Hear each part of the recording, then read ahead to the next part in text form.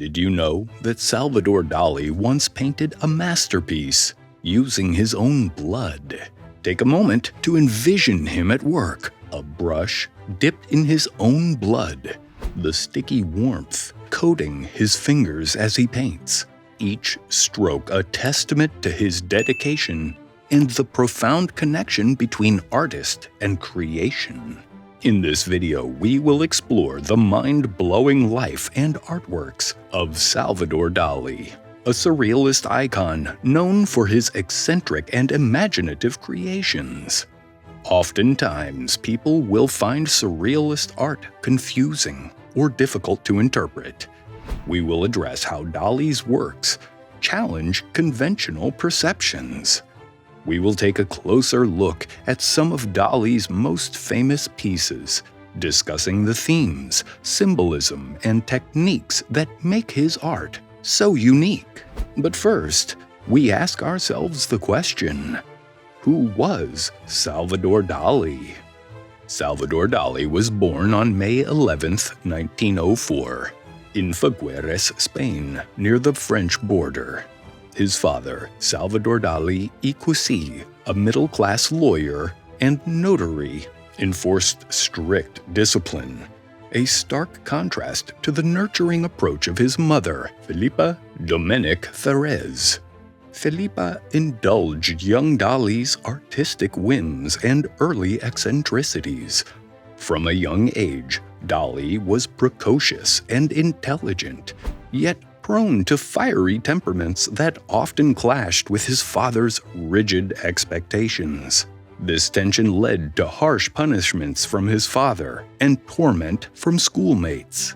Dali's early life was shadowed by the loss of his older brother, also named Salvador, who died of gastroenteritis 9 months before Dali was born.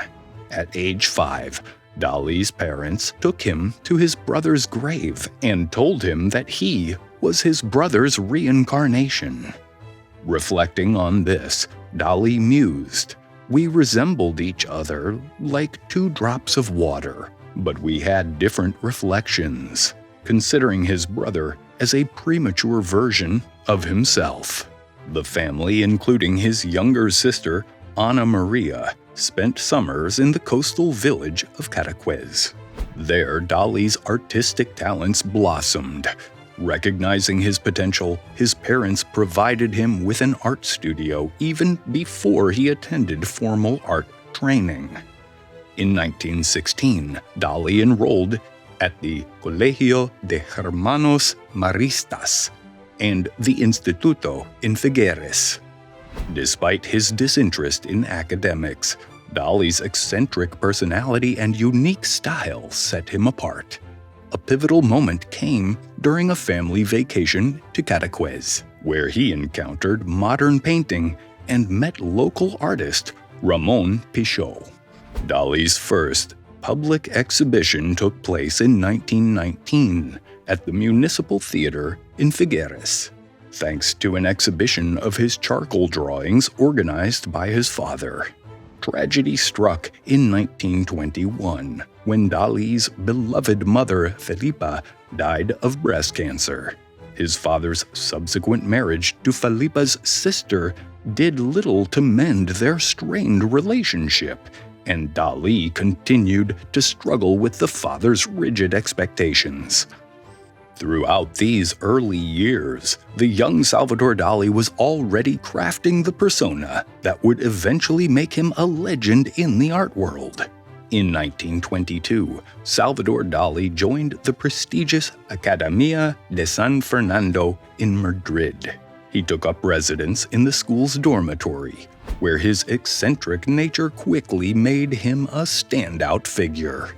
Dali let his hair grow long and fashioned distinctive sideburns, all while adopting the sartorial flair of late 19th century English aesthetes. This period marked the beginning of his exploration into various artistic styles, notably metaphysics and cubism, which caught the attention of his peers.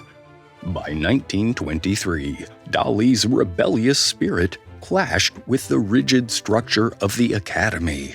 His outspoken criticism of his teachers and his involvement in stirring a student riot over a professorship led to his suspension. The same year, Dalí found himself briefly imprisoned in Girona, accused of supporting the separatist movement. This accusation was ironic, as Dalí maintained a largely apolitical stance throughout his life. Undeterred by these setbacks, he returned to the academy in 1926. However, his defiance peaked when he boldly declared that none of the faculty members were competent enough to examine him, resulting in his permanent expulsion just before his final exams.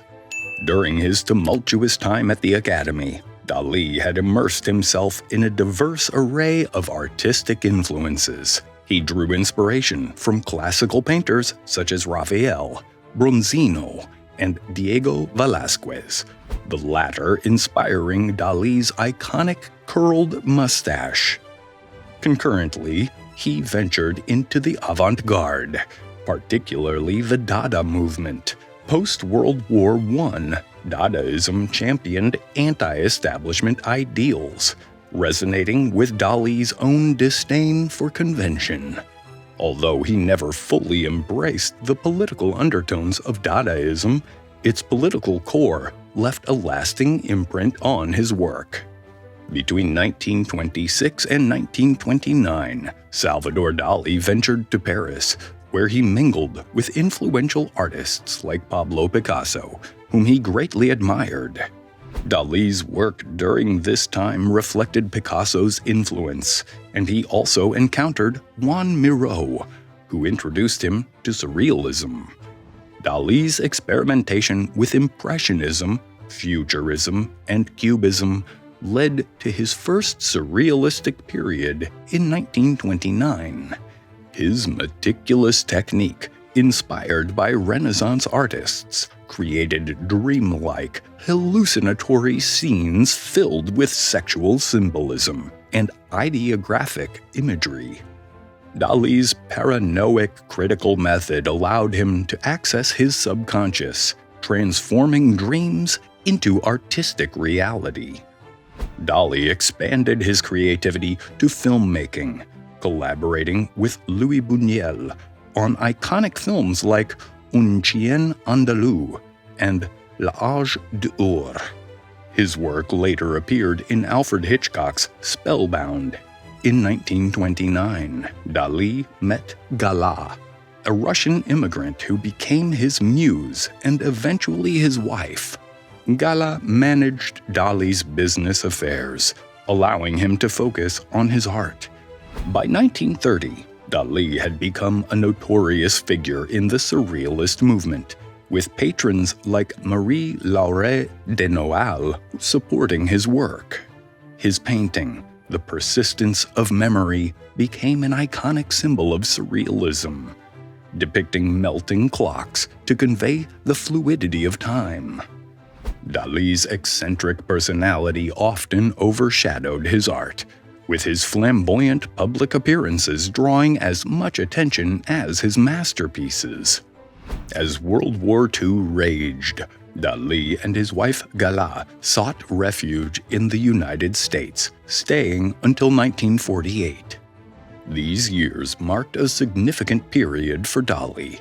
In 1941, the Metropolitan Museum of Modern Art in New York honored him with a retrospective exhibit, and he published his autobiography, The Secret Life of Salvador Dali, in 1942. During this time, Dalí shifted his focus from Surrealism to what he called his classical period. From 1960 to 1974, Dalí poured his energy into creating the Teatro Museo Dalí in Figueres. Built from the ruins of a 19th-century theater, the museum became the world's largest surrealist structure, showcasing Dalí's work from his earliest pieces to his final creations. The museum, an artistic marvel, reflected Dalí's boundless imagination and meticulous detail, incorporating optical illusions, holography, and religious themes. In 1980, a motor disorder forced Dalí to retire from painting. Tragedy struck again in 1982 with the death of his beloved Gala, plunging him into deep depression. He retreated to a castle in Pujol, perhaps seeking solace or an end.